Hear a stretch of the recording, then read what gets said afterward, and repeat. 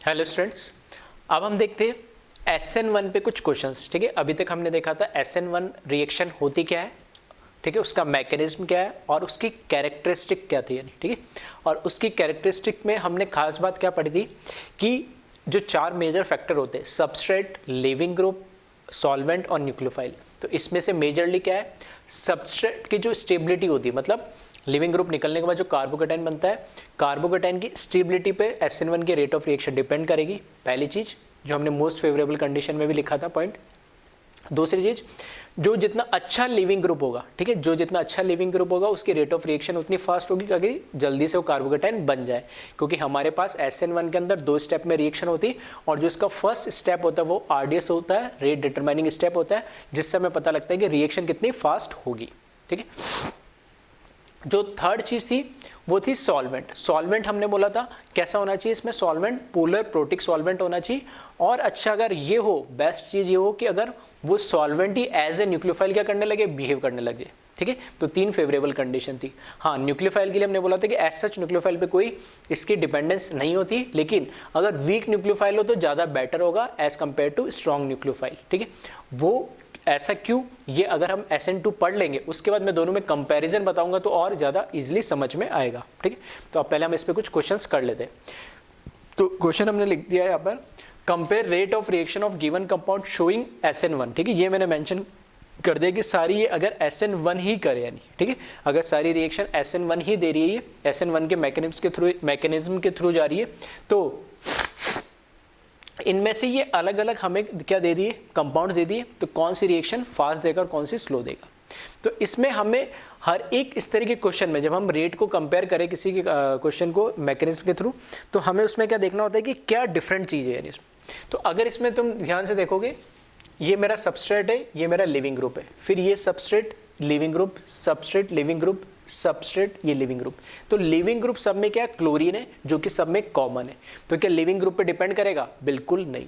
क्या मुझे कोई सॉल्वेंट दे रखा है यहाँ पे? कुछ नहीं दे रखा। कोई न्यूक्लियोफाइल दे रखा? नहीं। तो मैं कैसे कंपेयर करूंगा?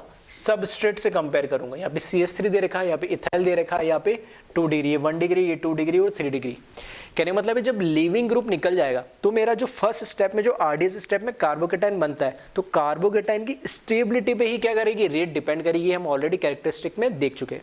तो अगर मैं इसको क्या करूं, अगर मैं इसको कंपेयर करूं, ठीक है, अगर मैं इसको कंपेयर करूं तो देखना, अब मैं डायरेक्ट लिख रहा हूं, ठीक है, दोबारा लिख रहा हूं, चाहो तो आप इसको दोबारा नीचे भी लिख सकते हो। जब लिविंग ग्रुप मतलब क्लोरीन निकल जाएगा तो यहां पर क्या बनेगा, कार्बोकेटाइन बनेगा। इस केस में जब क्लोरीन यहाँ निकल जाएगा तो यहाँ पे कार्बोकेटाइन बनेगा। मैंने बोला था लिविंग ग्रुप के निकलते ही इमीडिएट जो कार्बोकेटाइन बन रहा उसके थ्रू हम कंपेयर करेंगे। रीअरेंजमेंट पॉसिबल होता है SN1 में, लेकिन उससे कंपेयर नहीं करना है कि रीअरेंजमेंट करवा के फिर मैं देख लूँ कौन सा stable carbocation. Just leaving group जहाँ से निकला, जिससे निकला उसी पे मुझे क्या लगाना है, कार्बोकेटाइन। तो यहाँ पर यहाँ क्लोरीन निकलेगा तो इस पर कार्बोकेटाइन बनेगा, यहाँ क्लोरीन निकलेगा तो इस पर कार्बोकेटाइन बनेगा। ये क्या है, इसको मैं कैसे बोल सकता हूँ, ये यहाँ पे, ठीक है, यहाँ पे तो नॉर्मल CH3 पे बनेगा कार्बोकेटाइन। ये कैसा हो जाएगा, ये 1 डिग्री कार्बोकेटाइन है, यहाँ पर 2 डिग्री कार्बोकेटाइन है और यहाँ पर क्या है, 3 डिग्री कार्बोकेटाइन है। और कंपेयर अगर मैं करूँ तो 3 डिग्री कार्बोकेटाइन सबसे ज़्यादा स्टेबल बनेगा। तो जितना ज़्यादा कार्बोकेटाइन स्टेबल बनेगा तो स्टेप 1 की रिएक्शन उतनी ज़्यादा फॉरवर्ड डायरेक्शन में जाएगी, और जितना जल्दी कार्बोकेटाइन जितना जल्दी बन जाएगा उतना ही जल्दी वो सेकंड स्टेप में रिएक्शन हो जाएगी न्यूक्लियोफाइल से, क्योंकि वो तो फास्ट स्टेप है। तो टाइम किस में लगना है, स्टेप 1 में। और स्टेप 1 में हमने बोला था rate of reaction is proportional to stability of carbocation. तो सबसे ज़्यादा स्टेबल कार्बोकेटाइन 3 डिग्री होगा, उसके बाद ये 2 डिग्री और उसके बाद 1 डिग्री और ये अकेला CH3 के ऊपर कार्बोकेटाइन।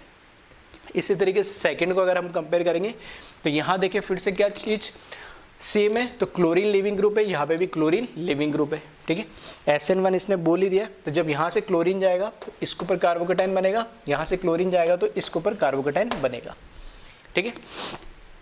अब कौन सा कार्बोकेटाइन स्टेबल होगा, पीएच का मतलब क्या है, बेंजीन रिंग, फिनाइल रिंग है ये, ठीक है।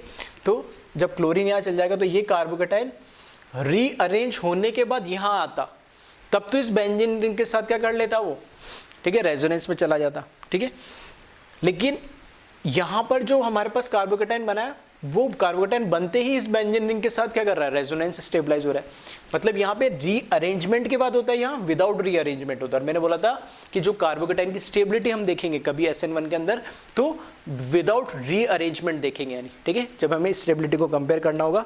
तो यहाँ पर बात करें तो इसकी स्टेबिलिटी ज़्यादा होगी, क्योंकि यहाँ पर क्या होगा, ये रेजोनेंस स्टेबलाइज होगा, जबकि यहाँ पर क्या है, सिर्फ दो, मेरे पास ऐसे बोल सकता हूँ 2 अल्फा एच है, यानी ठीक है, तो वो ज़्यादा स्टेबल होगा। ठीक है, अब डिफरेंस समझ में आ रहा होगा जो मैं समझाना चाह रहा था कि रीअरेंजमेंट यहाँ पॉसिबल है।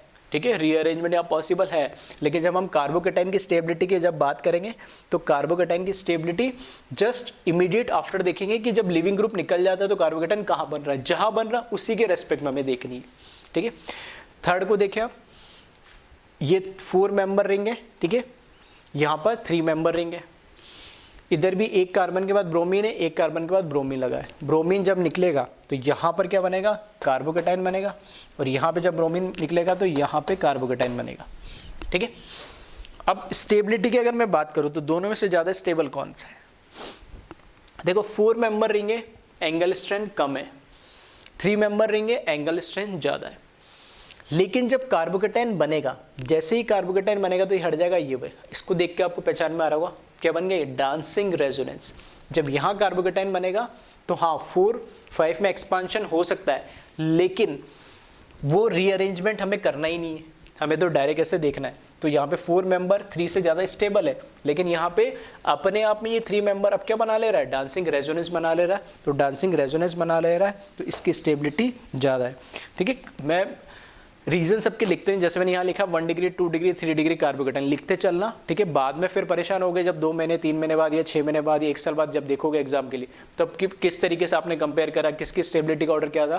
ठीक है, तो आधे बच्चों को पता ही नहीं, याद ही नहीं रहता। अभी तो समझ में आता है, एरो बना देंगे, ये ज़्यादा स्टेबल ये कम है। तो यहाँ लिख लेना, यहाँ पे 2 अल्फा एच है।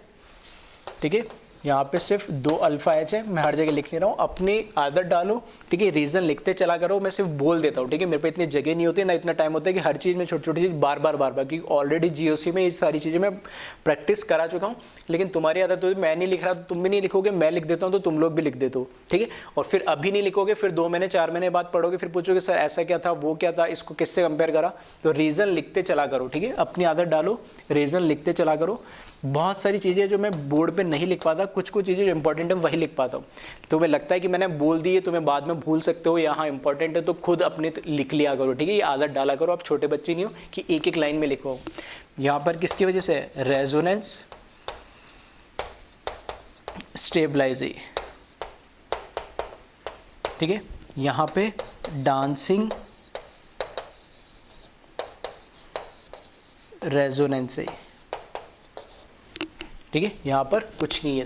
ठीक है, क्योंकि GOC के क्वेश्चंस अभी भी कुछ बच्चे जो मैंने अच्छे मैं जो बोलता हूँ कि इंपॉर्टेंट है। ठीक है, वहाँ पे मैंने रीज़न बताया था, ज़्यादा मैंने लिखवाया नहीं थ्योरी में एक्सप्लेनेशन, लेकिन वही क्वेश्चन आज वापस डाउट में पूछेंगे बच्चे कि सर ये क्यों क्या हुआ है। अब वापस से वो पूरी कहानी एक्सप्लेन करनी पड़ती है, तो बेटर ये कि जब मैं बता रहा हूँ तो उसको तुम अपनी लैंग्वेज में लिख लो, कैसे भी लिखो। ठीक है, 4th में देखें OTS क्या है। ठीक है, तो अब मैं वही बोल रहा हूँ, पीछे की चीज़ें याद होगी, पढ़ते चलोगे लेक्चर को बराबर, तभी चीज़ समझ में आएगी। OTS टोसाइलेट मैंने बताया था। ठीक है, शॉर्ट फॉर्म में उसको OTS भी लिखते हैं, ये भी एक लिविंग ग्रुप है यानी। ठीक है, ये भी एक क्या लिविंग ग्रुप है। जब हमने 4 फैक्टर पढ़े थे हेलोजन डेरिवेटिव की स्टार्टिंग में, तो जो हमने लिविंग ग्रुप वाला फैक्टर पढ़ा था तो उसमें मैंने बताया था कुछ स्पेशल, ठीक है, अच्छे हाईली स्टेबल लिविंग ग्रुप होते, बहुत अच्छे लिविंग ग्रुप होते, उसमें से एक OTS होता है। नहीं, ठीक है, जिसको शॉर्ट में टोसाइलेट भी बोलते हैं। तो जब ये टोसाइलेट निकलेगा यहाँ से, तो यहाँ पर क्या बनेगा, कार्बोकेटाइन, और यहाँ पर क्या बनेगा, इस केस में यहाँ कार्बोकेटाइन। अब बताए दोनों में से कौन सा स्टेबल है। जब ये निकल जाएगा तो अब कार्बोकेटाइन यहाँ बन रहा है, यहाँ नहीं बन रहा है। ठीक है, यहाँ बनता है तो डांसिंग रेजोनेंस होता है, यहाँ पर क्या है, यहाँ कार्बोकेटाइन बन रहा है। ठीक है, ना ही इसमें क्या होता है 3 मेंबर का, यहाँ पे क्योंकि रिंग के ऊपर कार्बोकेटाइन होता है तो क्या होता है, कॉन्ट्रैक्शन होता है। रिंग के बाहर कार्बोकेटाइन होता है तो एक्सपांशन होता है, तो एक्सपांशन भी पॉसिबल नहीं है। ठीक है, तो अब यहाँ पे 3 मेंबर है और यहाँ पे 6 मेंबर है, तो ऑब्वियस सी बात है क्या, एंगल स्ट्रेंथ। ठीक है, तो यहाँ पर रीज़न क्या है। ठीक है, दोनों के लिए मैं कॉमन लिख दे रहा हूँ। एंगल स्ट्रेंथ से कैसे कंपेयर करा हमने, एंगल स्ट्रेंथ से कंपेयर करा। ठीक है, हर चीज़ देखते ही समझते चलना है, ठीक है। यहाँ पे एक्सपांशन नहीं हो सकता, कॉन्ट्रैक्शन की तो बात ही नहीं हो रही, ठीक है। ये तो ऑलरेडी क्या है, 6 मेंबर हाईली स्टेबल है तो 5 में जाएगा ही नहीं है, ठीक है। तो इस तरीके से हम कंपेयर कर रहे हैं। इसको कॉपी कर ले, कुछ और क्वेश्चंस में लिख रहा हूँ।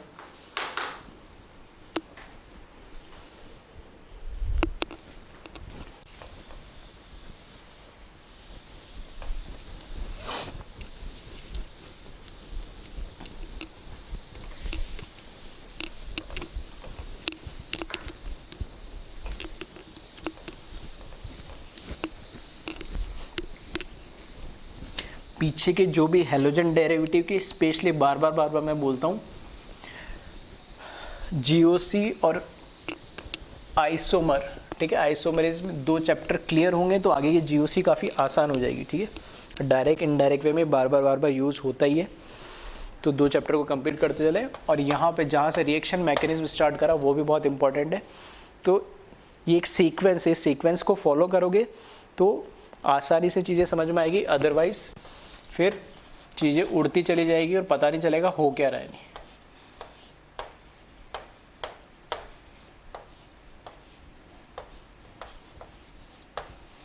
ठीक है। एक कंपाउंड मुझे ये दे दिया है, सेकंड कंपाउंड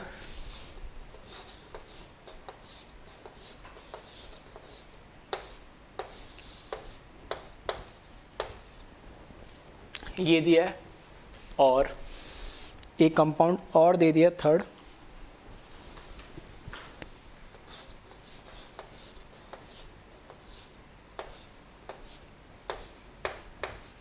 इन तीनों में कंपेयर करें रेट ऑफ रिएक्शन किसकी ज़्यादा होगी। नेक्स्ट दे रखा है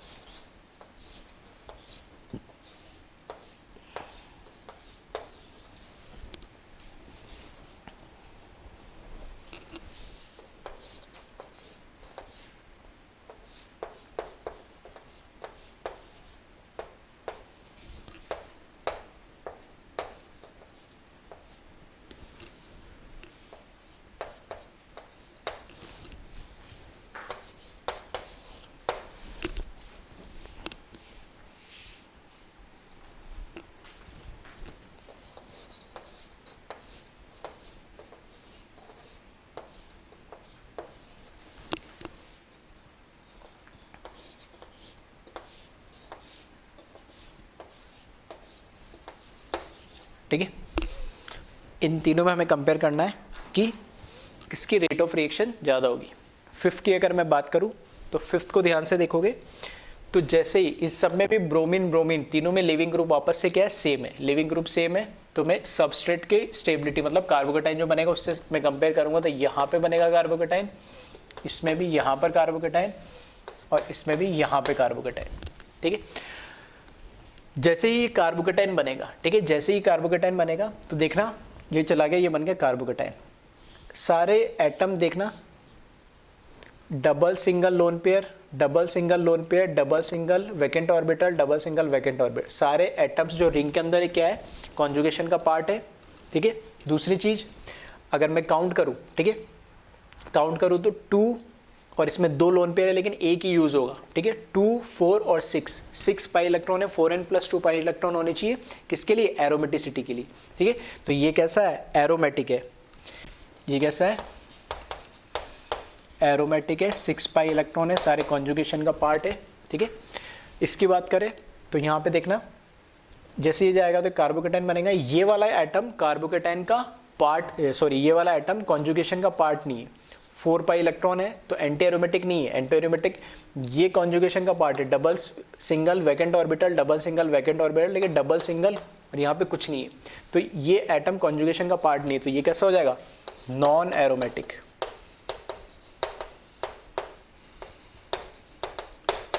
इसकी अगर मैं बात करूं, जैसे ब्रोमीन जाएगा तो यहाँ बनेगा carbocation, double single vacant, double single vacant, double single double, सारे एटम्स जितने भी सब कॉन्जुगेशन का पार्ट है।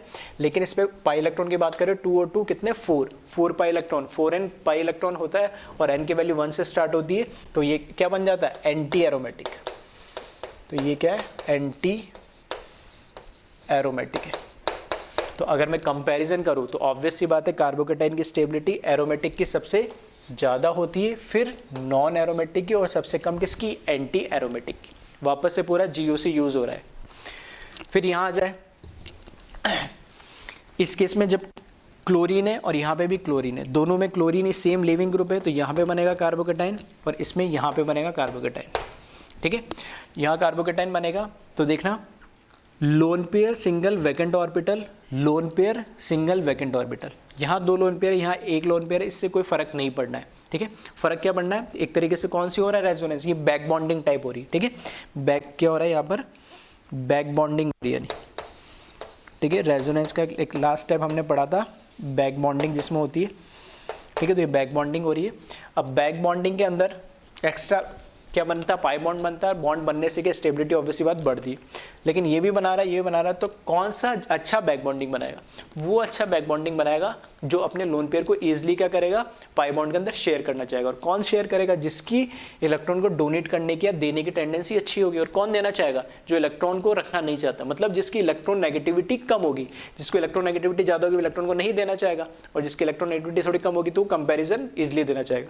तो नाइट्रोजन और ऑक्सीजन में से कंपेयर करोगे तो इलेक्ट्रॉन नेगेटिविटी किसकी, नाइट्रोजन की कम है, तो ये बैक बॉन्डिंग में ईजिली लोन पेयर को करेगा, ये भी करेगा, ये भी। लेकिन कंपैरिजन की बात आ जाएगी तो देखो इस तरीके से करना पड़ेगा। ठीक है, सेम GOC वाली बात है। यहाँ पर भी देखिए आप, ठीक है, यहाँ पर इस बार इधर, ठीक है, इस पे भी 2 लोन पेयर है, इधर भी ऑक्सीजन पे 2 लोन पेयर है, 6 मेंबर रिंग के अंदर ऑक्सीजन है।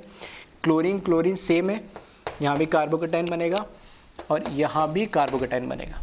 ठीक है, जब कार्बोकेटाइन बनेगा, ठीक है, दोनों में जब कार्बोकेटाइन बनेगा तो यहाँ तो क्या हो जाएगा, बैक बॉन्डिंग। ठीक है, शॉर्ट में लिख रहा हूँ मैं, यहाँ पे तो हो जाएगा बैक बॉन्डिंग। यहाँ पे जब कार्बोकेटाइन बनेगा तो लोन पेयर सिंगल सिंगल फिर वैकेंट ऑर्बिटल, तो यहाँ पर कोई कॉन्जुगेशन, रेजोनेंस वगैरह या बैक बॉन्डिंग नहीं हो रही है। ठीक है, सिंपली यहाँ पर क्या होगा, मैं अल्फा एच से बोल सकता हूँ, यहाँ पे 2 और यहाँ पे 2, 4 अल्फा एच होंगे। लेकिन यहाँ बैक बॉन्डिंग मतलब रेजोनेंस हो रहा है, और रेजोनेंस में बैक बॉन्डिंग में एक पाई इलेक्ट्रॉन, मतलब एक इलेक्ट्रॉन एक्स्ट्रा बन जा रहा है, तो स्टेबिलिटी ऑब्वियसली बात है इसकी ज़्यादा होगी। तो ये कार्बोकेटाइन ज़्यादा स्टेबल होगा तो इसकी रेट भी ज़्यादा होगी। ठीक है, वीडियो को पॉज करके इसको भी जल्दी से कॉपी कर ले। कुछ और क्वेश्चंस देखते।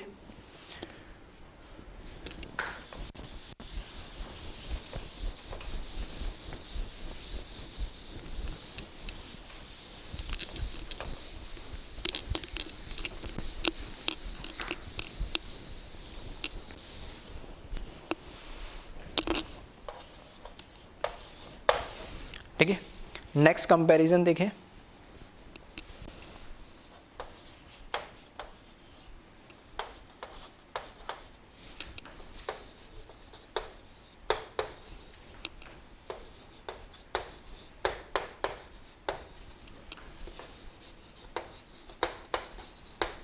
ठीक है, क्वेश्चन सेम ही है कि SN1 रिएक्शन हो रही है और हमें कंपेयर करना है रेट ऑफ रिएक्शन को।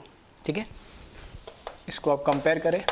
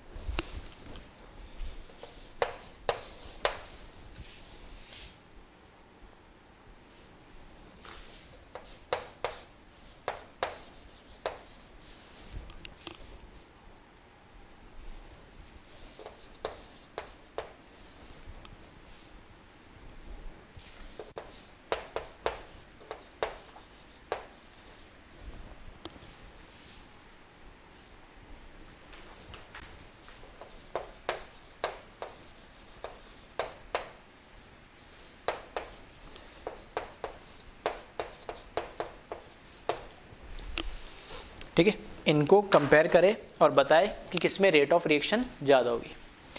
अब की बार अब देखिए पुराने जितने भी अभी तक हमने कितने 7 जो क्वेश्चंस करे थे उसमें कॉमन चीज़ क्या थी कि सबके अंदर लिविंग ग्रुप सेम था। अब देखिए इसमें 8th को अगर देखें तो या fluorine CH3, chlorine CH3, bromine CH3, ICH3, मतलब सबस्ट्रेट अब के बार क्या आ गया, सेम आ गया। ठीक है, तो एक साथ 3-4 फैक्टर या 2 फैक्टर चेंज नहीं होते, क्योंकि हम ये सब क्या कर रहे हैं, कंपैरिजन कर रहे हैं। ठीक है, यहाँ पे एक्सपेरिमेंटली हम चेक नहीं कर रहे। ठीक है, तो यहाँ पे हम ठीक है ऑब्जर्व करके बता रहे हैं। तो इस तरीके से एक ही फैक्टर एक बार चेंज होगा तभी हम बता सकते हैं कि किसकी रेट कैसे होगी। 2 या 3 फैक्टर एक साथ चेंज कर दोगे तो ठीक है इजीली उसको हम बता नहीं सकते, एक्सपेरिमेंटली बता पाएंगे कि उसमें कौन सी रेट ऑफ रिएक्शन किसकी फास्ट होगी। ठीक है, तो यहाँ अगर हम देखें तो अब की बार क्या हुआ, लिविंग ग्रुप चेंज हो रहा है। लिविंग ग्रुप चेंज हो रहा है तो लिविंग ग्रुप पे कैसे SN1 में रेट ऑफ रिएक्शन डिपेंड करती है कि जितना अच्छा लिविंग ग्रुप होगा, बेटर लिविंग ग्रुप होगा, उतना ही अच्छी रेट ऑफ रिएक्शन क्या होगी, ज़्यादा होगी, क्या कार्बोकेटाइन इजीली बन जाएगा। ठीक है, तो यहाँ पर हम सबस्ट्रेट सेम है तो कैसे चेक करेंगे, लिविंग ग्रुप एबिलिटी से। ठीक है, तो लिविंग ग्रुप एबिलिटी में हम बात करें तो फ्लोरीन, क्लोरीन, भाई बेटर लिविंग ग्रुप कौन होता है, जो वीक बेस होता है। वीक बेस मतलब क्या हो, स्टेबल हो, वो वापस से लोन पे डोनेट करने की टेंडेंसी ना रखे।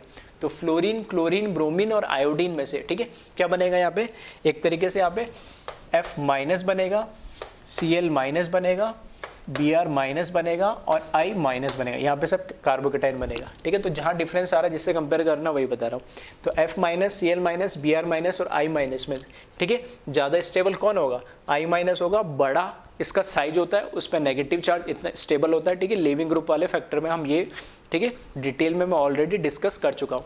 तो यहाँ पर लिविंग ग्रुप एबिलिटी I की सबसे ज़्यादा होती है तो इसकी रेट ऑफ रिएक्शन, फिर ब्रोमीन की, फिर क्लोरीन की और फ्लोरीन की तो सबसे कम होती है। ठीक है, ये हम बात कर चुके हैं ऑलरेडी। ठीक है, तो यह लिविंग ग्रुप एबिलिटी के अकॉर्डिंग हमने इसमें चेक करा है। यहाँ चाहो तो लिख सकते हो। ठीक है, लिविंग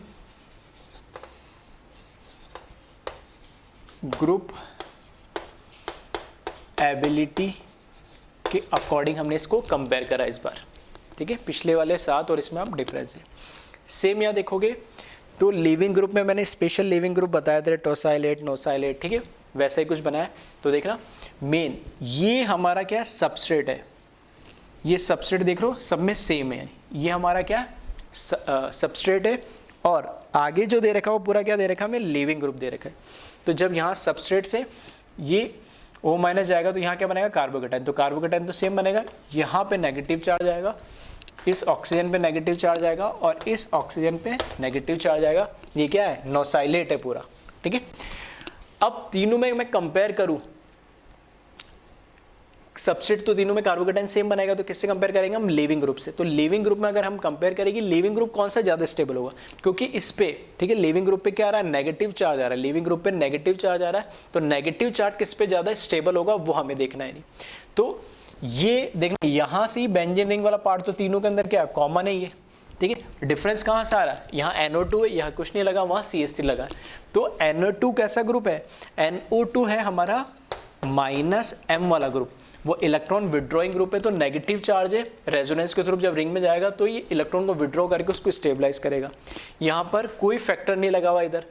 CH3 कैसा है, +H वाला ग्रुप है, ये इलेक्ट्रॉन डोनेटिंग वाला ग्रुप है। ठीक है, हाइपर कॉन्जुगेशन से क्या करेगा, ये डोनेट करेगा इलेक्ट्रॉन को, तो ये उल्टा उसको क्या करेगा, एक तरीके से डीस्टेबलाइज करेगा। नहीं तो हमें इस नेगेटिव चार्ज को स्टेबल करनी है तो क्या चाहिए, इलेक्ट्रॉन विड्रॉइंग ग्रुप चाहिए। तो यहाँ पे NO2 सबसे अच्छा होगा।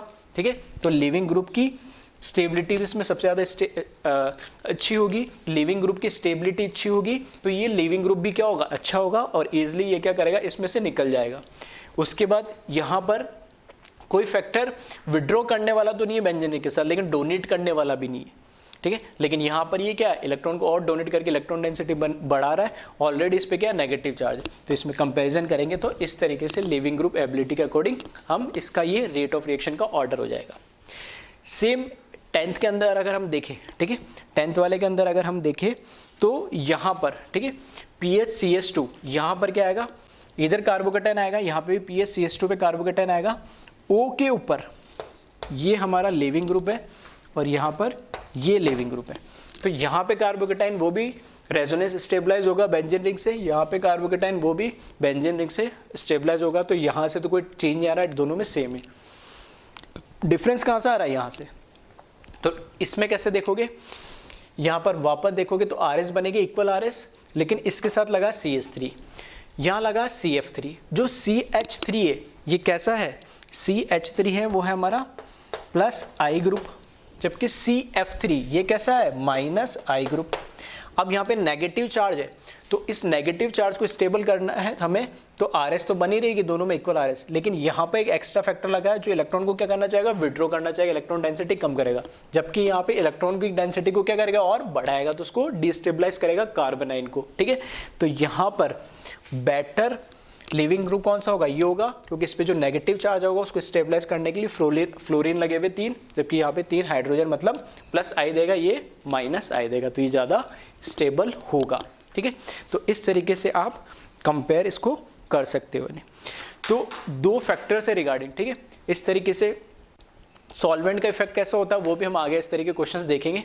तो एट द एंड जो तुम्हें इस पे क्वेश्चंस कैसे बनते हैं, ठीक है, तो वहाँ पे लिखा हुआ है, जैसे हमने SN1 रिएक्शन लिख दी, तो फिर अब हमें उसमें आइदर या तो देखना पड़ेगा सबस्ट्रेट में वेरिएशन हो रहा है या फिर लिविंग ग्रुप में वेरिएशन हो रहा है। ठीक है, और भी क्वेश्चंस होंगे, हम आगे देखेंगे। इस तरीके के क्वेश्चंस बहुत कॉमन है, तो इनको एक बार आप ध्यान से देख लें।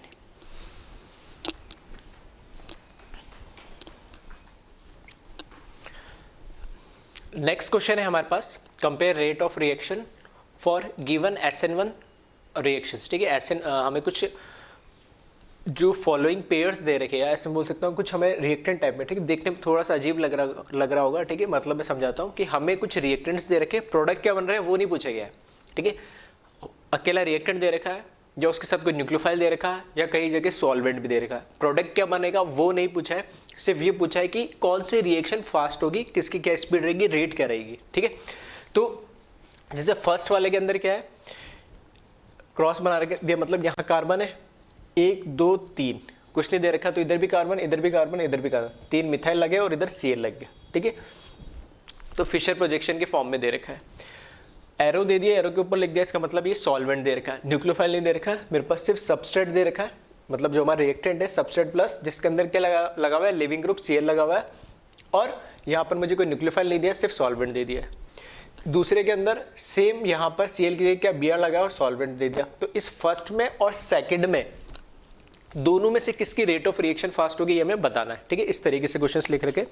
तो ठीक है, तो वीडियो को पॉज करके चाहो तो एक बार खुद से थोड़ा सा सोच सकते हो किसके अंदर रेट ऑफ रिएक्शन फास्ट होगी या स्लो होगी। तो अगर मैं स्टार्ट करूँ फर्स्ट वाले के अंदर, तो मैंने बोला जहाँ डिफरेंस जो नजर आए, देखो दोनों में सॉल्वेंट क्या है? सेम है, तो उससे मैं डिफरेंस नहीं कर सकता हूँ। दोनों के अंदर देखोगे तो लिविंग ग्रुप को छोड़ोगे तो सबस्ट्रेट भी दोनों में क्या है? सेम है, तो अलग कौन है? दोनों में लिविंग ग्रुप।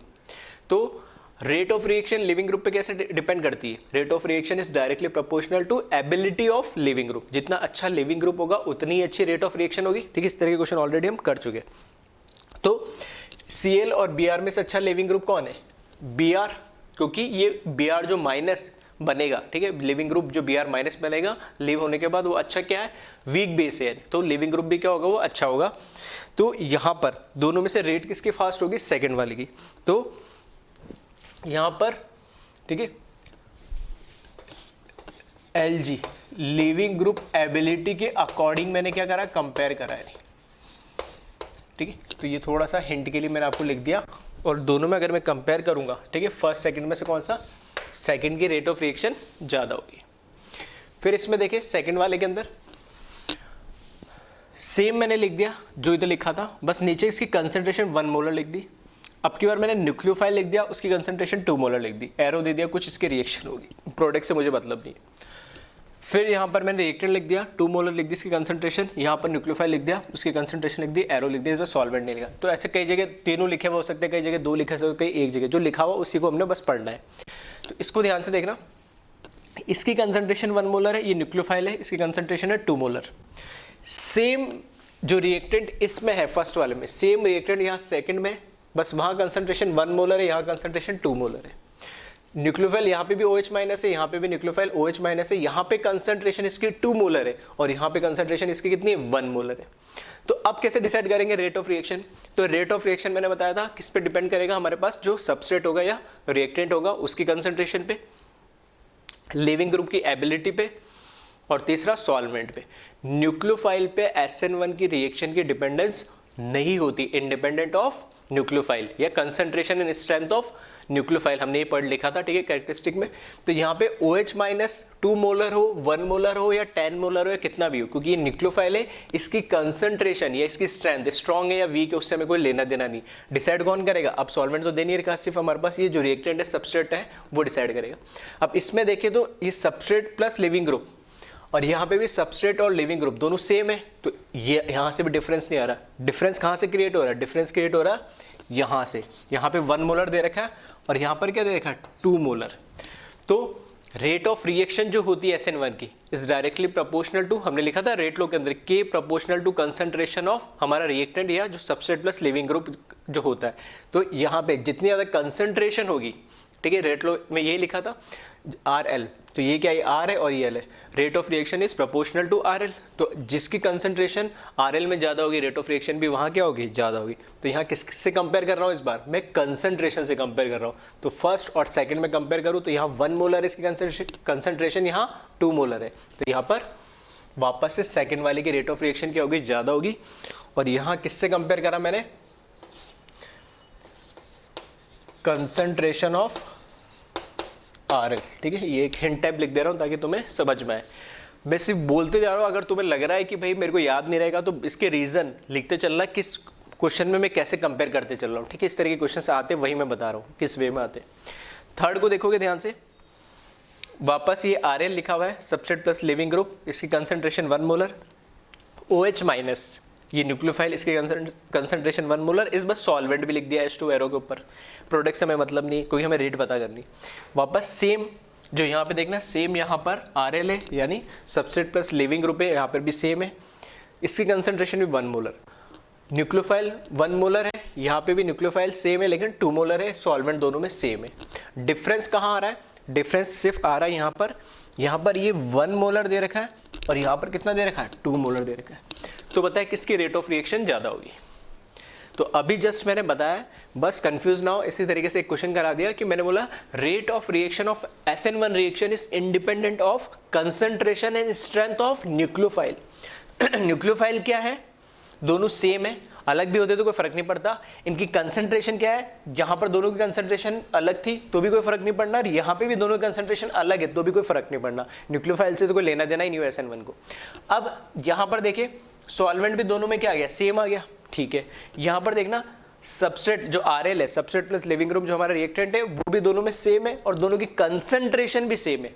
तो अब किस बेसिस पर हम डिफरेंशिएट करें? तो जब सब कुछ सेम है और न्यूक्लियोफाइल पर कोई डिपेंडेंस ही नहीं है तो दोनों की रेट भी क्या होनी चाहिए? सेम होनी चाहिए। तो यहाँ पर क्या होगी? जो रेट ऑफ रिएक्शन है, ठीक है, यहाँ लिख दे रहा हूँ मैं, रेट ऑफ रिएक्शन है वो फर्स्ट की सेम होगी किससे? सेकंड से, क्योंकि सारी चीज़ें इसमें सेम आ जा रही है। तो आई थिंक आप समझ में आ रहा होगा कि इस तरह के क्वेश्चन कैसे आपको अटेम्प्ट करने। और एक बार जल्दी से इसको कॉपी कर लो, कुछ क्वेश्चंस मैं और लिख रहा हूँ।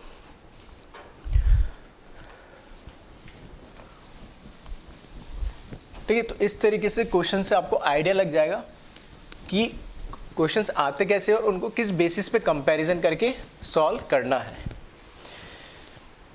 नेक्स्ट फोर्थ की अगर मैं बात करूं तो इसमें फर्स्ट वाली जो रिएक्शन है वो दे रखी है यहाँ पर Cl, ठीक है, यह हमें RL दे रखा है,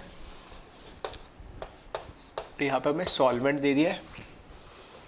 एंड जो सेकंड रिएक्शन हमें दे रखी है इसमें PHCl दे दिया, यहाँ पर H2 दे दिया।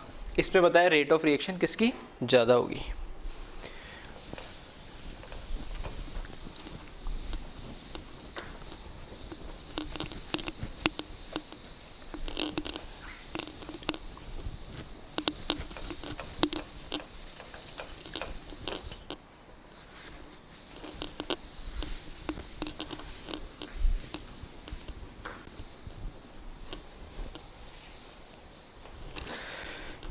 और एक क्वेश्चन और लिख देता हूँ।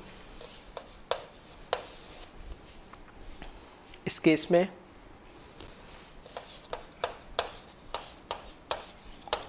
pH CHCl CH3 100% H2 and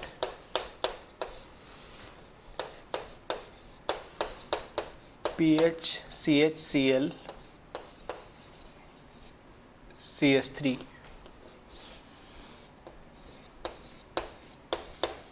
80% H2 and 20%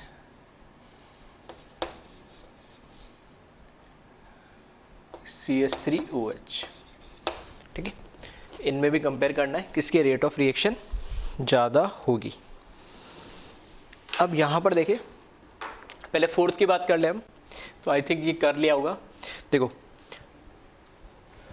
solvent तो दोनों में सेम है, ये RL यहाँ अलग है, यहाँ RL अलग है। जब यहाँ से CH क्लोरीन जब लिविंग ग्रुप हटेगा तो यहाँ पर क्या बनेगा, कार्बोकेटाइन बनेगा। जब यहाँ से Cl हटेगा लिविंग ग्रुप तो इस फिनाइल में मतलब बेंजीन रिंग में कार्बोकेटाइन बनेगा। तो लिविंग ग्रुप सेम है, सॉल्वेंट सेम है, कहाँ से डिसाइड कर रहा हूँ मैं, सबस्ट्रेट से। तो सबस्ट्रेट में कैसे डिसाइड करते हैं, कार्बोकेटाइन की स्टेबिलिटी SN1 के लिए। तो यहाँ पर तो बन रहा है मेरे पास 3 डिग्री कार्बोकेटाइन, ठीक है, 3 डिग्री कार्बोकेटाइन बन रहा है। और यहाँ पर क्या बनेगा, बेंजीन रिंग के ऊपर, मतलब ये कैसा बन रहा होगा, ये बन रहा होगा इस तरीके से। यहाँ पर इसको देखोगे,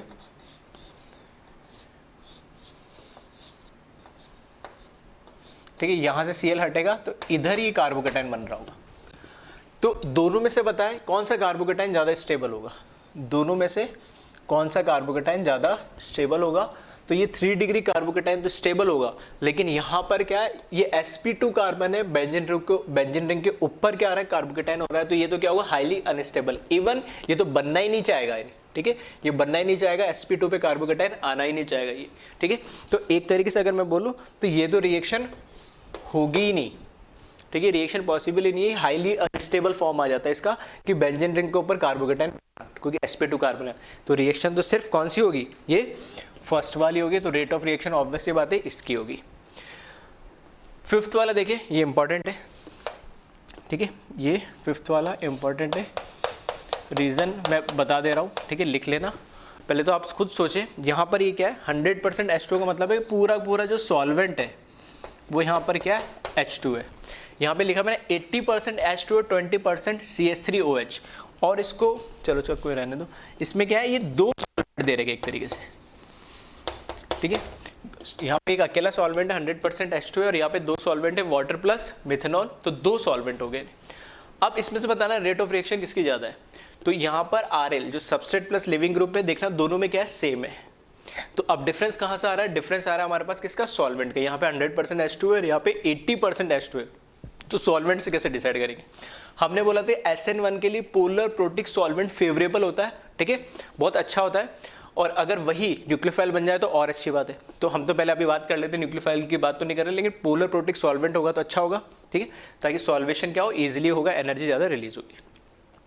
अब यहाँ पे पूरा का पूरा पानी, यहाँ पर पानी के साथ हमने मिथेनॉल ऐड कर दिया है, तो इससे क्या फ़र्क पड़ा है। देखो जो पानी है हमारे पास H2, ठीक है, जो वाटर है H2, इस तरीके से स्ट्रक्चर होगा इसका। और जो हमारे पास CH3OH है, ठीक है, एक तरीके से कंपैरिजन करने के लिए इस तरीके से मैंने बना दिया ताकि दोनों को देखने में थोड़ा सा आसानी हो, ठीक है। यहाँ पे भी, इस पे भी 2 लोन पे।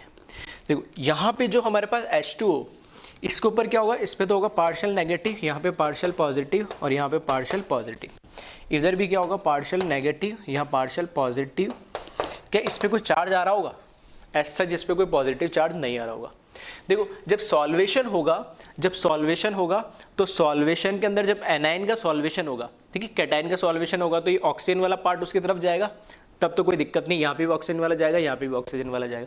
लेकिन जब कैटाइन का सॉल्वेशन होगा, कैटाइन का जब सॉल्वेशन होगा, सॉरी गलत बोल दिया मैं, जब कैटाइन का सॉल्वेशन होगा तो ये वाला पार्ट जाएगा, तब तो कोई दिक्कत नहीं, दोनों में ऑक्सीजन सेम है। जब एनाइन का सॉल्वेशन होगा नेगेटिव, मतलब हमारा किसका, जो हमारा लिविंग ग्रुप निकला है उसका जब सॉल्वेशन हो रहा होगा तो कौन सा एंड जाएगा, पॉजिटिव एंड, मतलब H वाला, हाइड्रोजन वाला। तो इस केस में क्या है कि दो दो एंड्स इसके पास जो पोलर फॉर्म में, तो दोनों साइड से ये क्या करेगा, उसको सॉल्वेट करने की कोशिश करेगा, उसमें ज़्यादा फोर्स ऑफ अट्रैक्शन होगा। जबकि इस वाले पार्ट पे तो पॉजिटिव पार्ट है, इस पे एज सच कोई चार्ज डेवलप आ नहीं रहा, इतना आ भी रहा होगा तो बहुत हल्का सा मान लेते, हम तो मान के चल रहे हैं नहीं आ रहा, ठीक, कंपैरिजन की बात करें तो जब इस पे ऐसा कोई एज सच पॉजिटिव पार्ट आ नहीं रहा तो इसमें एक ही पोलर साइड है, जबकि इसमें दो पोलर साइड है, तो ये ज़्यादा क्या करेगा, एनाइन को सॉल्वेशन करेगा, कौन सा है, अगर सारे H2 के पार्टिकल होंगे, जबकि यहाँ पे H2 भी है प्लस CH3OH भी, तो अगर 10 पार्टिकल इसके सॉल्वेट कर रहे हो और इसमें 10 में से 8 ही कर रहे हैं और 2 वो कर रहे हैं, तो सॉल्वेशन एनर्जी जो निकलेगी, ठीक है, जो एनर्जी रिलीज होगी वो किस में, इस केस में कम होगी, क्योंकि यहाँ पे एक एंड जो है वो पोलर इतना नहीं है या इतना पॉजिटिव चार्ज नहीं है, इसलिए बेटर सॉल्व जिसमें सारा H2 होगा, ठीक है। अब हम इसको ऐसे ही बोल सकते हैं कि जो स्ट्रॉन्ग, ठीक है, जो बेटर पोलर प्रोटिक सॉल्वेंट है, जो बेटर पोलर प्रोटिक सॉल्वेंट है वो अच्छा सॉल्वेशन करेगा। तो दोनों में से अगर मैं कंपेयर करूं तो मैं इस तरीके से लिख देता हूं,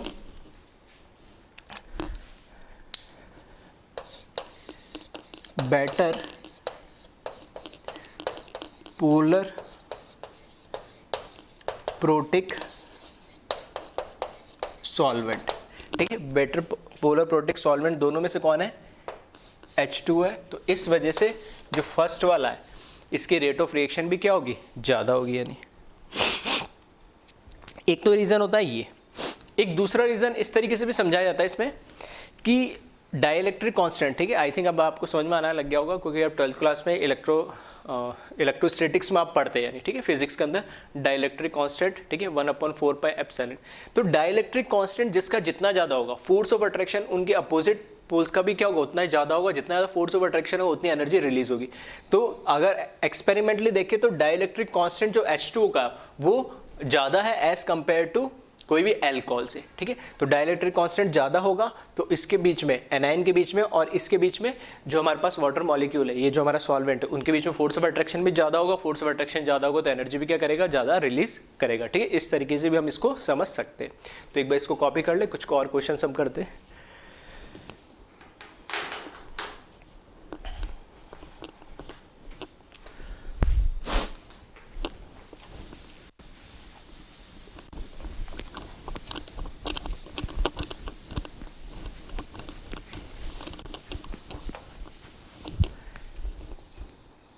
नेक्स्ट क्वेश्चन मैं दे रहा हूँ एक रिएक्शन वाला, ठीक है,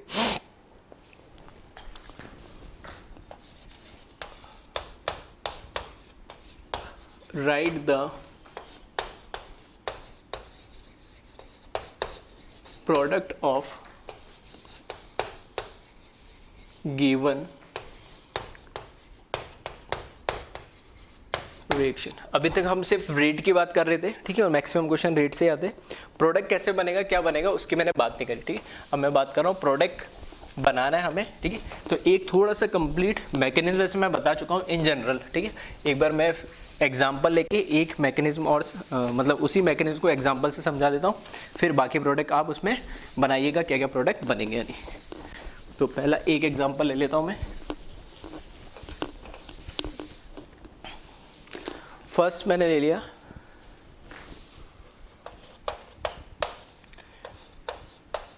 PH CH2Cl, इसके रिएक्शन मैंने करा दिए H2 के साथ। अब यहां पर देखो कोई न्यूक्लियोफाइल दे नहीं रखा, ये क्या होगा, एक तरीके से मेरे पास सॉल्वेंट है और यही सॉल्वेंट, ठीक है, यही सॉल्वेंट, या इसको और बेटर ऐसे लिख लें, right the product of given SN1 reaction, ठीक है, स्पेसिफिक कर दिया यहाँ पे SN1 रिएक्शन हो रही, तो हम कार्बोकेटाइन बना के करेंगे गिवन SN1 रिएक्शन। मतलब ये सब SN1 रिएक्शन दे रही होगी, तो SN1 के अंदर अगर हमारे को न्यूक्लियोफाइल नहीं दे रखा तो हम इस जो हमारे सॉल्वेंट दे रखा है उसी को हम क्या मान लेंगे, न्यूक्लियोफाइल भी मान लेंगे, नहीं, ठीक है। तो इसका प्रोडक्ट कैसे बनेगा, ठीक है, तो प्रोडक्ट कैसे बनेगा मैं डायरेक्ट, चलो नहीं लिखता हूँ, पहले मैकेनिज्म से बना देता हूँ।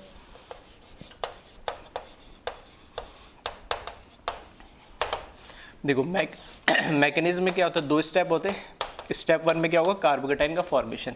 तो यहाँ पे जो PH CH2Cl है, ये क्या करेगा, PHCH2 कार्बोकेटाइन बनाएगा प्लस Cl माइनस के फॉर्म में ब्रेक हो जाएगा। फर्स्ट स्टेप में फॉर्मेशन ऑफ कार्बोकेटाइन होता है। स्टेप 2 के अंदर, ठीक है, स्टेप 2 के अंदर क्या होगा, जो हमारे पास PHCH2 प्लस है उसके ऊपर जो हमारे पास वाटर मॉलिक्यूल है, उसके बाद ऑक्सीजन है, ठीक है। ये जो वाटर मॉलिक्यूल है यही कैसे काम करेगा, न्यूक्लियोफाइल जैसे काम करेगा, और इस ये जो लोन पेयर है ऑक्सीजन के ऊपर, ये अटैक करेंगे किसके ऊपर, CH2 के ऊपर। तो ये बन जाएगा PHCH2O, देखना इस तरीके से बना रहा हूँ मैं इसको, 2 हाइड्रोजन 2 हाइड्रोजन। अब ये न्यूट्रल था, इसने अपना एक लोन पेयर इस कार्बन को डोनेट कर दिया, ठीक है, अपना एक लोन पेयर इस कार्बन को डोनेट कर दिया। तो इसको और अच्छे से लिख लो इस तरीके से, यहाँ पे मैंने लिखा कार्बन, एक हाइड्रोजन, दूसरा हाइड्रोजन, और जब इसने अपने एक लोन पेयर डोनेट करा तो एक लोन पेयर तो इसके ऊपर बचा, और एक इसने इसके साथ कोऑर्डिनेट बॉन्ड बनाया तो इस पर एक चार्ज किया जाएगा पॉजिटिव, क्योंकि इसने अपना एक खुद का इलेक्ट्रॉन उसके साथ शेयर करा, तो इस पर आ गया पॉजिटिव चार्ज। ऑक्सीजन पे पॉजिटिव चार्ज क्या होता है, हाईली अनस्टेबल होता है। तो ये क्या करता है, यहाँ से अब ये 2 पॉसिबिलिटी कि ये क्या करे, ये ऑक्सीजन हाइड्रोजन का बॉन्ड ब्रेक करे और ये अपनी तरफ ले ले दोनों पाई इलेक्ट्रॉन, या कार्बन और ऑक्सीजन का बॉन्ड ब्रेक करे अपनी तरफ ले ले पाई इलेक्ट्रॉन। तो अगर ये बॉन्ड ब्रेक करता है तो रिएक्शन वापस उधर चल जाएगी, तो कुछ सेंस ही नहीं है, फिर तो ये प्रोडक्ट बनाना ही नहीं चाहिए। अगर ये बॉन्ड वापस ब्रेक होता है और इधर चला जाता है, ठीक है, अपना ले लेता है वापस शेयर्ड इलेक्ट्रॉन ले लेता है, तब तो कोई मतलब ही नहीं, वापस रिएक्शन उधर चल जाएगी। तो ये करता है हाइड्रोजन के साथ, ठीक है, हाइड्रोजन के साथ ये शेयर इलेक्ट्रॉन है, ये अपनी तरफ इसको ले लेता है, और ये जो प्रोडक्ट है वो फाइनल इस तरीके से मिल जाता है मुझे, PHCHH और यहाँ पर OH, ये मुझे मिल गया प्रोडक्ट। साथ में क्या रिलीज होगा, H+। तो ये जो H+ यहाँ पे रिलीज हुआ, ये H+ इस Cl माइनस का, ठीक है, यहाँ पर साथ में क्या रिलीज होगा, H+ जो ये निकला है, ठीक है। ये पाई इलेक्ट्रॉन इधर चल जाएगा, ये मतलब जो हमारे पास शेयर्ड इलेक्ट्रॉन बॉन्ड है ये इधर चला जाएगा ऑक्सीजन पे, और ये H+ के फॉर्म में निकल जाएगा, वो यहाँ लिख दिया मैंने। ये H+ और ये फर्स्ट स्टेप में जो Cl माइनस मिला था, दोनों मिलके, ठीक है, H+ और Cl माइनस मिलके दोनों क्या बना लेंगे, HCl। तो यहाँ पे जो प्रोडक्ट मुझे मिलेगा वो क्या मिलेगा, PHCH2OH प्लस HCl। तो ये मैंने डायरेक्ट प्रोडक्ट लिख दिया, और मैकेनिज्म से बता दिया मैंने किस तरीके से बनेगा।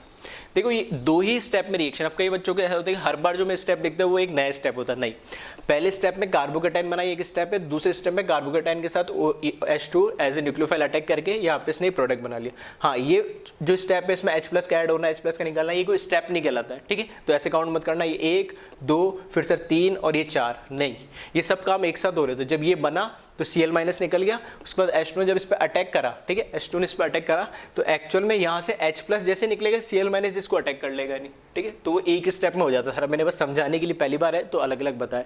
तो ये इस तरीके से रिएक्शन होगी, तो इसको एक बार कॉपी कर ले। फिर अब हुआ क्या अल्टीमेटली कि यहाँ पर ये मुझे पता है कि ये लिविंग ग्रुप है, ये निकल जाएगा, यहाँ बनेगा कार्बोकेटाइन। कार्बोकेटाइन पे न्यूक्लियोफाइल जो भी है उसके बाद लोन पेयर किसके पास है, ऑक्सीजन के पास। तो ये मेरा लेके आया फाइल का भी काम कर रहा है, तो ये ऑक्सीजन इसके ऊपर अटैक करेगा, और जब अटैक करेगा तो ऑक्सीजन पे खुद कैसे चार्ज आएगा, पॉजिटिव। तो पॉजिटिव चार्ज हटाने के लिए एक हाइड्रोजन को लीव कर देगा, मतलब H2 में से एक H हट जाएगा और OH इस पे लग जाएगा, और वो H इसके साथ कंबाइन होकर HCl बना लेगा, ठीक है। तो इसी तरीके से मैं अब सिर्फ क्या लिख रहा हूँ, रिएक्टेंट लिखूंगा और साथ में सॉल्वेंट लिख रहा हूँ। तुम्हें डायरेक्ट प्रोडक्ट लिखना, एक मैकेनिज्म मैंने समझा दिया। चाहो तो आप अपने, ठीक है, खुद जब नोट करो एक एक मैकेनिज्म को लिख के भी कर सकते हो बार बार, ताकि थोड़ा तुम्हें, ठीक है, समझने और लिखने में आसानी हो। तो इसको कॉपी कर लेना, वीडियो को पॉज करके। अब मैं डायरेक्ट लिख रहा हूँ, उसको तुम बताना है।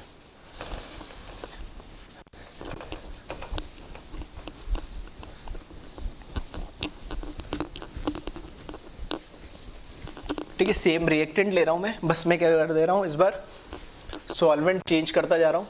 पोलर प्रोटेक्ट की सॉल्वेंट ले रहा हूँ और वो एज ए न्यूक्लियोफाइल काम करेंगे, ठीक है। तो PHCH2Cl,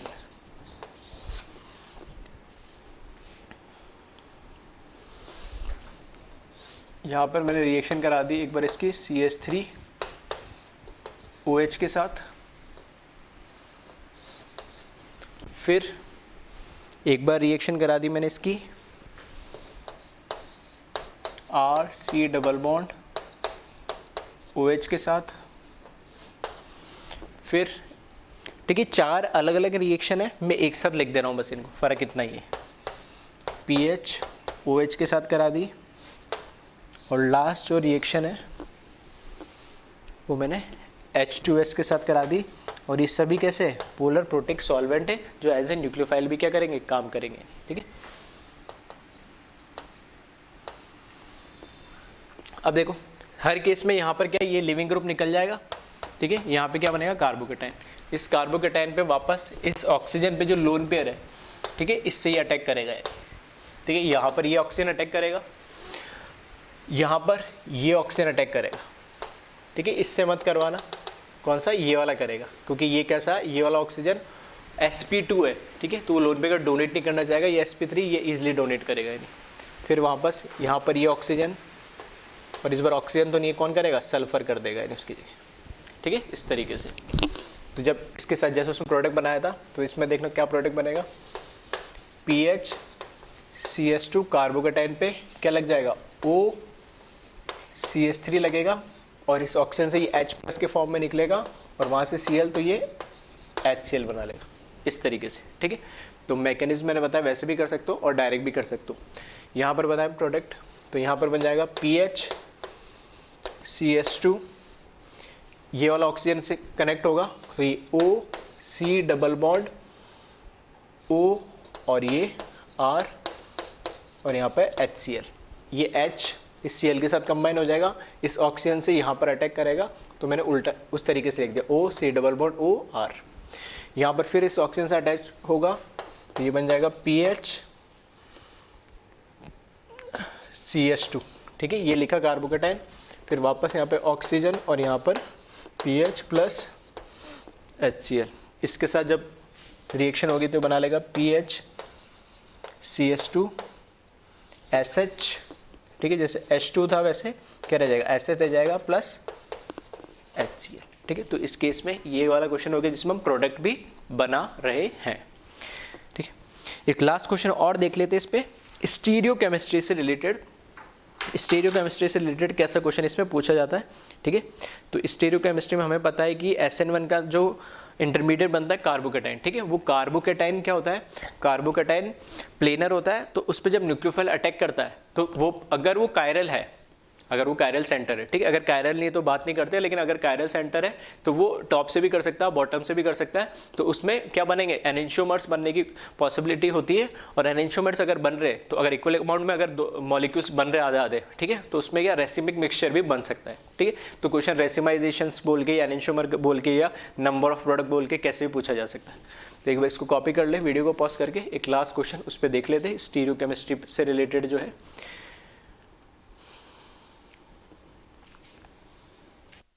ठीक है, क्वेश्चन सेम ही रहने दे रहा हूं मैं, बस इसको चेंज कर रहा हूं।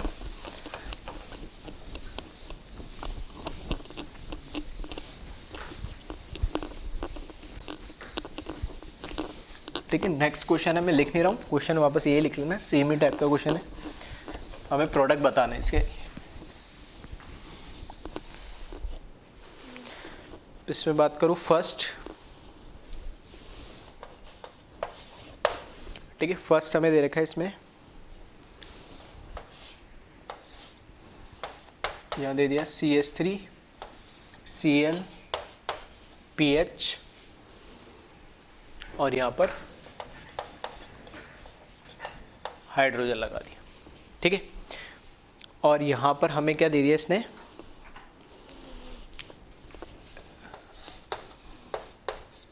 H2 दे दिया सॉल्वेंट, जो कि पोलर प्रोटिक सॉल्वेंट है। तो इसके हमें प्रोडक्ट बनाने हैं। देखो अभी जो पिछला क्वेश्चन करा था वो मैंने ऐसे ही करा था सेम। यहाँ पे लिविंग ग्रुप कौन है बस वो ध्यान रखना, ये मेरा कौन है, ये लिविंग ग्रुप है, इस लिविंग ग्रुप को हटाएंगे, ये कौन है, सॉल्वेंट है। तो कुछ नहीं दे रहेगा तो सॉल्वेंट ही क्या करेगा, यहाँ पर अटैक करेगा। और ध्यान से देखोगे, इसको ध्यान से देखोगे तो इस कार्बन से ये Cl CH3 H PH, ये खुद कैसा है, कायरल सेंटर है। कायरल सेंटर है तो ये क्या बनाएगा, इंटरमीडिएट जो कार्बोकेटाइन बनाएगा वो प्लेनर बनेगा, और फिर उस पर जब ये H2 अटैक करेगा तो दोनों पॉसिबिलिटी, टॉप से भी करेगा बॉटम से भी करेगा। तो इसमें क्या क्या बन सकता है, इसी फॉर्म में बना रहा हूँ। अगर ऐसे बोल सकता हूँ, अगर सेम साइड से अगर एक तो प्रोडक्ट बनेगा, ठीक है, फिशर फॉर्म में बना रहा हूँ मैं, CH3HPH, ये एज इट इज रहेगा। Cl की जगह एक बार मैंने क्या करा, क्या लगेगा, OH लगेगा, H2 अटैक करेगा, उसमें से H+ निकल जाएगा तो क्या बचेगा, OH, ठीक है। एक तो ये हो गया, प्लस दूसरा प्रोडक्ट क्या बन सकता है, अब की बार क्योंकि इसमें हमें पता है एनेंटियोमर्स बनते हैं, ठीक है, R और S दोनों कॉन्फ़िगरेशन बन सकते हैं। तो मुझे क्या करना है, बस E की पोजीशन को चेंज करनी है, दो को चेंज नहीं करनी, दो को करूंगा तो वापस सेम हो जाएगा। तो जैसे 1 2 3 ये तीन एज इट इज रखा, OH है रखा, तो मैंने क्या करा, बस सिंपली CH3PH, अब बस इन दोनों को आपस में इंटरचेंज कर दिया, तो ये हो जाएगा OH इधर लगा दिया और H इस बार इधर लगा दिया, ठीक है। ये OH और यहाँ पर क्या लगा दिया मैंने, H लगा दिया। जो भी इसका कॉन्फ़िगरेशन है, क्योंकि यहाँ पर क्या है, ये कायरल सेंटर है, ये भी कायरल सेंटर है, मैं नहीं निकाल रहा ये R या S है, ठीक है, तुम निकाल लेना, कोई फर्क नहीं पड़ता उससे। जो भी होगा R या S होगा, मुझे पता है एक इंटरचेंज करूंगा तो अगर R होगा तो ये S बन जाएगा और S होगा तो अपना आप R बन जाएगा।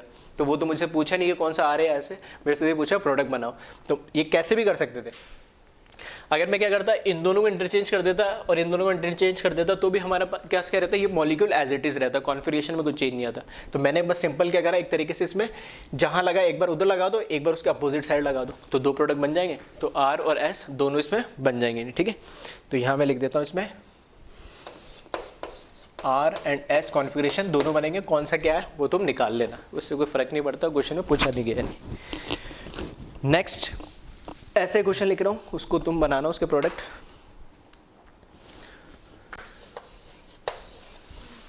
सेकंड की अगर बात करूँ,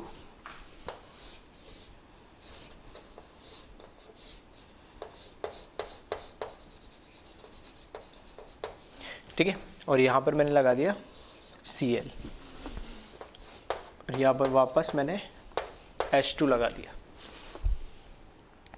अब इसके प्रोडक्ट मुझे बनाने नहीं, तो प्रोडक्ट बनाने तो यहाँ Cl हटेगा और यहाँ पर क्या आ जाएगा, OH आ जाएगा। बस ये चेक कर ले क्या ये कायरल सेंटर है। तो देखना, इस कार्बन से Cl लगा, इधर मिथाइल लगा, इधर इथाइल लगा, एक वैलेंसी जो कुछ नहीं दे रही वो क्या होगी, हाइड्रोजन। तो चारों वैलेंसी अलग अलग होगी, तो ये एक कायरल सेंटर है। तो कायरल सेंटर है, तो वैज डैश के फॉर्म में जहाँ Cl लगा था वही मैंने क्या करा, Cl हटा के एक बार तो क्या लगा दिया, यहाँ पर OH लगा दिया। और ये कैसा होगा, एक कायरल सेंटर है तो कोई ना कोई इसका कॉन्फ़िगरेशन होगा R या S, ठीक है। क्या होगा, कैसे होगा, वो कैसे निकालते समय पढ़ा चुका हूँ, ठीक है, ऑप्टिकल आइसोमेरिज में। और अब क्या करूँ, अगर मेरे को दूसरा कॉन्फ़िगरेशन दिखाना है तो अगर ये वेज पे है, ठीक है, तो दूसरा किस पे हो जाएगा, अपना आप डैश पे, यानी ठीक है, क्योंकि दो प्लेन के अंदर है, तो ये वेज पे, तो दूसरा अपना आप क्या हो जाएगा, डैश पे हो जाएगा, ये OH। वापस ये भी कैसा है, कायरल सेंटर है, ठीक है। तो इस तरह के क्वेश्चंस भी पूछे जाते हैं। तो हर तरह के क्वेश्चंस मैंने ऑलमोस्ट बता दिए किस तरह के पूछे जाते हैं। एक बार SN2 को और हम पढ़ लेंगे, ठीक है, SN2 को और पढ़ लेंगे तो फिर उसमें कंपैरिजन वाले क्वेश्चन, कहाँ SN1 होगी, क्या SN2 होगी। जैसे अभी तुमने हर बार लिखा है SN1 रिएक्शन हो रही है, SN1 के लिए बताना है कि ऐसे भी क्वेश्चन आते हैं, यहाँ लिखा नहीं होता SN1 होगी या SN2 होगी, वो खुद पहचानना होता है। तो कैसे पहचानेंगे वो भी हम देखेंगे, ठीक है। तो एक बार इसको देख ले अच्छे से, हर टाइप के क्वेश्चंस को एक बार फिर से समझ ले और जल्दी से कॉपी कर ले इसको।